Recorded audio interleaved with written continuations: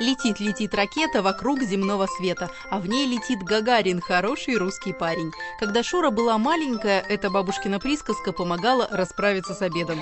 Ложечку за маму, ложечку за папу. На какие только ухищрения не пойдешь, чтобы накормить драгоценное чадо. Перед Юриком иногда приходится разыгрывать музыкальный спектакль в нескольких действиях. Какое уж тут первое, второе и третье. Играем и в кафе, играем и в стройку, то есть дети ложечкой поднимают как кирпичики и строят, да, и при этом проговариваем полезность питания, что если ты хочешь вырасти большой, как папа, хочешь стать красивой, как мама, кушаешь овсяную кашу красоты, очень полезная овсяная каша, вкусно приготовленная. У нас в образовательном учреждении это каша «Дружба». А вот психологи, наоборот, не советуют превращать обед в игру. Как говорится, котлеты отдельно, игрушки отдельно. А иначе ваш малыш так и будет требовать хлеба и новых зрелищ. Кормить перед телевизором вредно. Это плохо влияет на пищеварительные процессы. А вот проявить фантазию и украсить блюдо малыша, равно как и пользоваться посудой с интересными рисунками, очень полезно.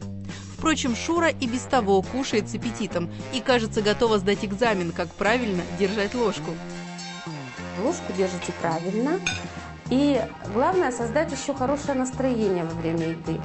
Нужно разговаривать с ребенком, также прививать ему правила хорошего тона сразу. До 3 лет ребенок только с ложкой кушает, в 3 года появляется уже вилка, а где-то в 3,5-4 года можно уже использовать в качестве прибора и нож.